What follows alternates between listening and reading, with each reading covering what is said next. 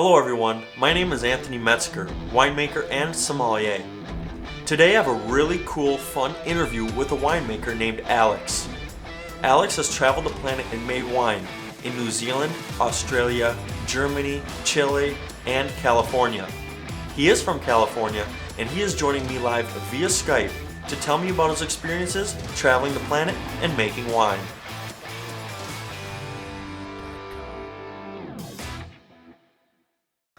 Alaks, welcome to the show. Thanks, Anthony. Pleasure to have you on. So yeah, you're man. a traveling winemaker from California, is that correct? I am, yep. Yeah. Based from Southern California, based out of Central California now. Okay, nice. So where have you traveled and made wine? Let's see, man. Well, I got my first start in California, and after that, my Southern master had recommended going abroad just to get the experience in the off season. So from that, New Zealand was the first choice. He's like, go to New Zealand, easy to get the visa. Hop on down there, work for 3 months to a year, whatever you want to do, and then come back. So that was the first step, and dude, was just bitten by the bug. You couldn't get enough of international travel and winemaking. From there, came back up to the States, but then down to Oz, and then from Oz, most recently went over to Germany. So I've had the opportunity. Australia, you mean? Yeah, Australia. Oh, okay, yeah. Called Oz as well. Yeah. But that was an interesting winemaking episode of my life. Like awesome wines over there. Stuff you just never really get a chance to try because it doesn't make our markets sometimes. What, in Australia you mean? In Australia, yeah. Okay. For example, like what kind of wine are you talking about?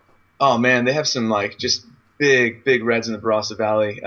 But you get into some of these smaller, more boutique wineries that they're just basically supplying the Australian and Asian markets, and it never really gets a chance to be shipped over. You can't really find it in specialty bottle shops over here. So. Yeah. It's it just was really cool taking some side trips on the weekends when you're not working, and you get to try some pretty unique stuff. Nice.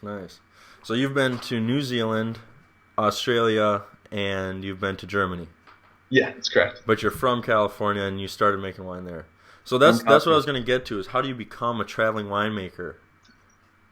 Dude, yeah, good question. I guess people can go around it different ways. Some people are more full-time in the industry and can't really afford to travel abroad and do this. Yeah. Other people like myself, I was fortunate enough I didn't study, I didn't go to school for winemaking, but the best thing you can do, the advice that was told to me was just get as much experience as you can in the cellar. So, refine your techniques and stuff. Mm-hmm. So, I set out, and the advice was look online at the job boards for New Zealand. Some people have contacts. But being so fresh, it's difficult to find anything like small wine producers. So you're kind of stuck with the big guys, which can be good or bad, just depending on your own experience and what you want to go for. Yeah. But essentially, you just research a place that you want to go, send out an application. Some of them are pretty easy, and then make sure your passport's in check, and you're just off to a different country to make wine. Wow! What was working in Germany like? It was definitely the most unique winemaking experience I've had. Really? Australia was cool. New Zealand was my favorite by far, just because I love the country and the people and the culture. But Germany was just sort of like a different experience. It was more of a different experience than the Southern Hemisphere had to offer. Yeah. Oh yeah, yeah. Especially, there was a Divino Wines in Franconia, and theirs was predominantly white wine. So first of all, I've never worked with so much white wine in my life. Really? Wow. Just in varieties of grape that I've never worked of, never heard of as well. Too, we associate with Germany like Riesling and Gewürz. Yeah, right. Yeah. I was getting thrown at like Scheurebe or Silvaner or Müller-Thurgau, and just grapes that I'm like, are you saying a word right now? What's going? But it was really cool, a really different working experience with people from all over the world as well. We had people from South Africa, parts in Germany, States, Australia, New Zealand. We had people coming from all over, which made it really fun to embrace these different cultures while in this totally different country. Yeah, that's the thing is in Germany, you were part of an international team of winemakers is what they called it. And so what that means is for the harvest, because the place you worked produced about 5 million bottles a year, so they hire people from all over the world and created this team of international winemakers to come assist with the harvest. Yeah. And so you had people from, you said New Zealand, Australia, there was one from Namibia, South Africa, Finland, right? I believe Hungary, Finland. The States. So, that's pretty wild. So you show up at this winery, you've never been there before, you've never met these people that are from all over the world. I mean, now you're all living under the same roof too, actually sharing about the same room, from what I remember hearing. And so, I mean, that's just got to be a wild, wild adventure, that in itself. I mean, and then also getting the pleasure to now talk to people about different experiences around the world. So you're really getting an understanding of how the wines of the world goes and how it goes. Absolutely. I mean, tell us about that. I mean, living and meeting up with all these people you've never met. Yeah, it's again, I think this job, and it's probably something I should have added before, it's not for the faint of heart. You're going to be putting yourself in different settings all over the world. I mean, there's winery regions where you can be, Eastern Europe, where they don't even really speak much English, if at all. So you're going to go to these foreign places, and you just have to have an open mind. You have to be the personality type to go with the flow, which makes it all a lot easier. It'll make it easier on yourself, the progression of the experience. And so, like you said, you're going to be under this roof with all these different people that you've never met before. Yeah. And the best thing you can do is just break bread with them. I mean, you just sit down. I mean, if you're a drinker, open some wine, open some beer, make some food together, and you just start talking. You just start getting along with these people and learning about them, learning about where they've come from and what they're doing here, what they hope to expect. And it's a really, like I said many times, it's like a really unique experience that you really don't get in any other industry that at least I've ever worked at. Sure. A lot of people, my friends from back home, are desk driven. They sit at a job, and the only time they travel is just for pleasure, which is all good. To each their own. Yeah. But to be just putting yourself in a small town in Germany with people from all over the world that you've never met before, it's just it's a lot of fun. You just sort of go with it. You sort of can't explain the feeling of okay, again, no responsibilities other than just show up for work tomorrow and let's have some fun too. Nice. Tell me about yourself. Yeah. And it's really different experience. But for me, I love talking to people. I love traveling. So for me, it's a little bit easier and a little bit more fun. For some people, maybe it takes a little bit while to open up. But you got to be patient with people like that, and know that you're just meeting people from different parts of the world. Sometimes you got to be comfortable being uncomfortable, huh? Oh, exactly. What were the German people like compared to the Australian people and compared to the New Zealanders? Oh man, I think every culture is definitely different, but in the wine community, in these wine regions, everyone's sort of the same. It's sort of this mentality where it's once harvest is, let's celebrate, let's have a great vintage. Sure. But the German people were, in my experience, they've always been great and very kind people. But in this village, especially this old school German village, so friendly, so open-minded, so willing to ask questions to this like you said, this international winemaking team. Yeah. Who are you guys? What are you all about? And they have you over for dinners. They'll just strike up a conversation on the little beach area that we had next to the mine, and just really warm, friendly people. And you wouldn't experience something like this unless you were in this exact same situation. Because when you travel, it's all well and good, but when you're living there, you sort of become one of them a little bit. You have to go over for dinners and vice versa. And it was just, it was different. So I guess between them all, they're all sort of the same. But Germany was by far, the most welcoming and the most welcoming, I'll say. Nice.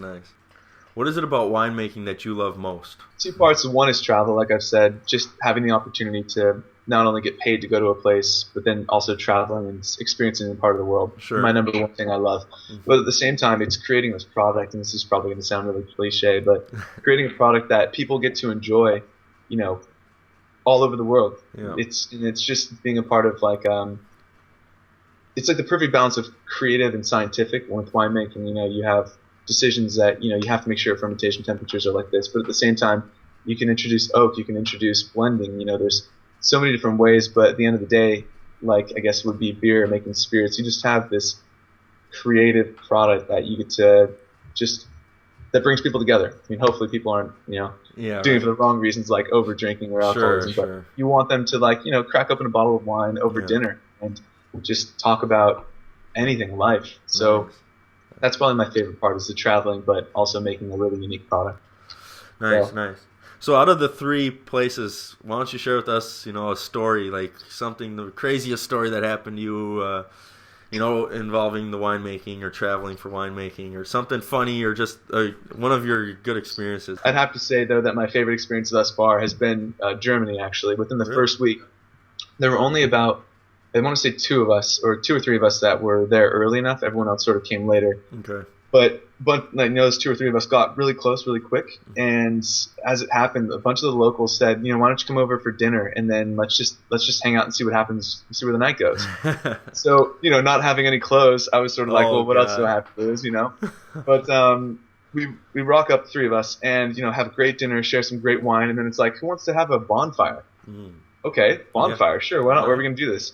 And they had this called the Mine River, which flows through their village in this little section of beach. So little cabanas, big bonfire pit, and for hours and hours we sat there playing music, starting at one end of the river, floating down, singing, dancing. Wow. I mean, they put these little, like what we would do for s'mores here, except for they were making like homemade bread. They put it on like a little stick and put it in the fire. Wow. And just sharing this experience. And I mean, this thing raged until 5 o'clock in the morning. Just a casual bonfire at the river. Casual bonfire till 5. Yeah, and I just can't explain it other than it would sort of be like you have some drinks and then someone's like, who wants to go float down the river? Wow. And it was a beautiful like full moon as well, so you can see everything. Amazing. And then they float down this part and they're like, let's swim over here. And it was this rope swing and they're like, let's do some backflips in the river and continue to float down. Yeah. So it was just really unreal, really unexpected, and just fun, like fun-loving, fun people, great company, great booze. And you can't plan for anything like that. It's one of those mysterious little events that just take place. Yeah. And that's one of those stories too that it wasn't at the winery working, but in a sense, you kind of needed to be the traveling winemaker to do that, because if you do go and travel for pleasure and you go to a country for a week, you're usually staying in the hotels, you're going to the touristy sites. You're not really getting in with the locals and having a bonfire late at night and being invited over personally for a dinner where they share with you the traditional meals and how things are done and sharing your guys' experiences and whatnot. So that also does play a factor as a part of the traveling winemaker's lifestyle. It's not always just about stomping grapes with your feet. It's also about going and floating down the river at 3 a.m. with some of the locals, because you're going to be working a harvest with them, so might as well get to know them. Absolutely. Yeah, like you said, when you go to travel for just pleasure, you don't get a chance to be embraced, for the most part, by this local culture. Sure. And that's where it is sort of they see you as, an international, but at the same time, it's like baby steps. You just make this relationship with them, and then from there, it's just all awesome. There's, like I said, events. We had a few times an international wine tasting event where these people from all over, everyone was told to just bring some wine from their respective countries, and you get together and share wines from all over, and you might be able to do that if you go to like a Bevmo tasting or if your friends have something like that. But for the most part, you would never get to try these unique wines with a bunch of strangers, so to speak. Yeah. And it's all fun. You just talk about stories. Why is this your favorite wine? Or what are we doing tonight? Kind of thing. So it's an awesome industry, and I'm so glad that I fell into it. All right, Alex. Well, thanks for joining the show today, and best of luck with your future adventures in Chile. I appreciate it, man. I'm always looking forward to it. If you ever find yourself in any part of the world, or whoever viewers out there, just look me up and let's share some wine together. But thanks, Anthony, for having me, man. And I'm excited to see where Wines of the World takes off too, as well. I'm following you close over there. Yeah, my pleasure. And we'll have to have you back on after your Chilean harvest. Find out how that was. I'd like that, dude. Perfect. Cool, man. All right, dude. Thanks again, buddy. Yeah, thanks, Alex. Thank you for watching, and I hope you enjoyed this week's episode of Wines of the World. Make sure you check in next week, as I will be interviewing another winemaker. If you have any questions that you would like me to ask a winemaker during any of my interviews, just reach out to me through my social media accounts, which you can find on my website, winesoftheworld.info. Be sure to check my website tomorrow and every single day of this week, as I will be releasing some really fun, interesting wine stories. Thank you, and please be sure to subscribe.